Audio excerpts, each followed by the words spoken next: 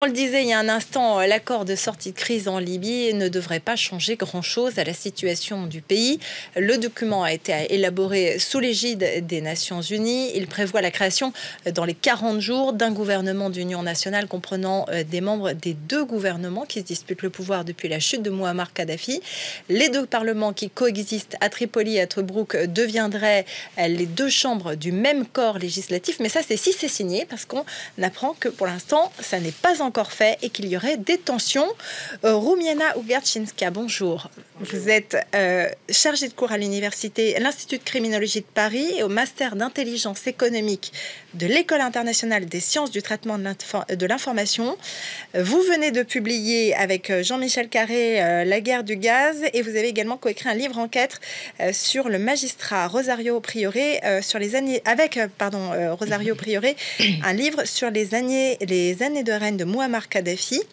Alors justement, toutes ces questions, on assiste à un grand raout international. Les Nations Unies ont mis les petits plats dans les grains. Il y a une réunion, une cérémonie de signature qui est organisée au Maroc et pourtant Tripoli et Tobrouk ne semblent pas du tout disposés à signer cet accord ou en tout cas à vraiment le mettre en application.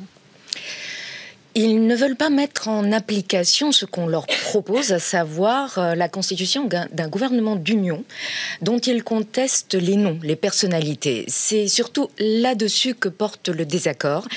Et je dirais que contrairement à l'annonce qui est faite, à savoir ils ne s'entendent pas, ils ne veulent pas discuter.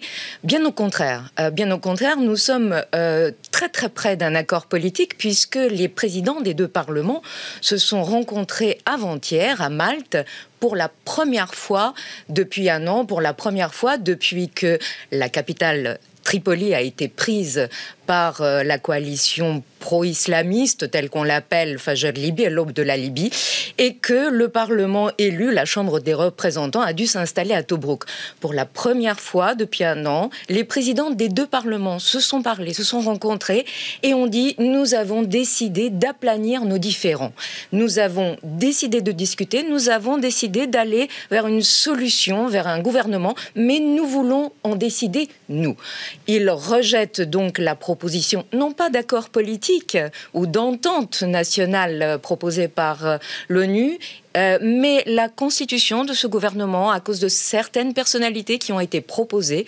Et ce gouvernement a été proposé par M. Bernardino León avant qu'il ne quitte sa mission de l'ONU et des négociations sous l'égide de l'ONU en Libye. Maintenant, c'est M. Martin Kobler qui a pris la suite, mais qui a dit « Je ne change rien à ce qui a été proposé ». Or, M.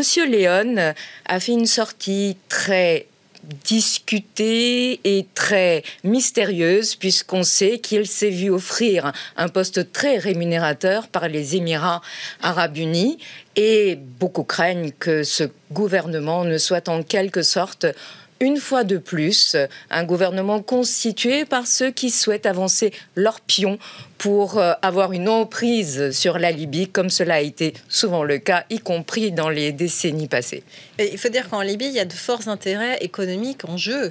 Il y a la question du pétrole, notamment.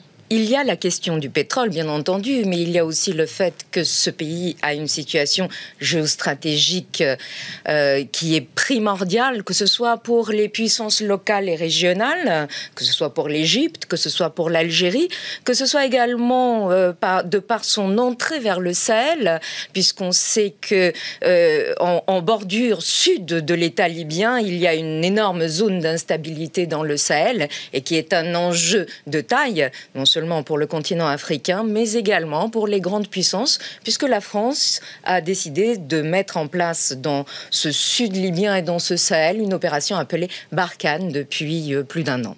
Parce qu'effectivement, la chose qui rapproche le plus ces deux gouvernements, ces deux entités de Tobrouk et de Tripoli, c'est la menace de l'État islamique qui est grandissante dans le pays.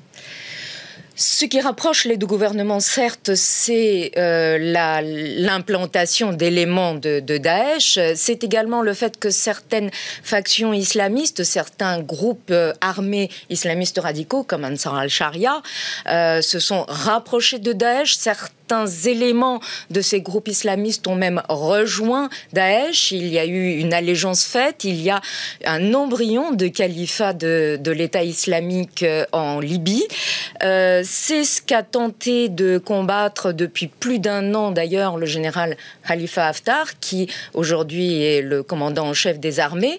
Et c'est également l'un des soucis dans ces négociations, puisque jusqu'à présent, l'une des parties n'en voulait pas et l'autre non plus. Les uns estimant qu'à Tobrouk, c'est une réunion d'anciens kadhafistes, et les élus de Tobrouk estimant que finalement, du côté de Tripoli, se sont réunis tous les supports du terrorisme local et international. L'enjeu, c'est la sécurité, bien entendu, et cette sécurité ne pourra venir qu'avec la création d'une armée libyenne, ce qui n'a pas été fait dans la transition, par le désarmement des groupes armés, ce qui n'a pas non plus été le cas pendant la transition. Merci pour toutes ces précisions, Romiania Ogadczynska. Je rappelle que vous avez donc écrit plusieurs livres, notamment l'un sur les années de règne de Mouammar Kadhafi. Merci beaucoup. À suivre à présent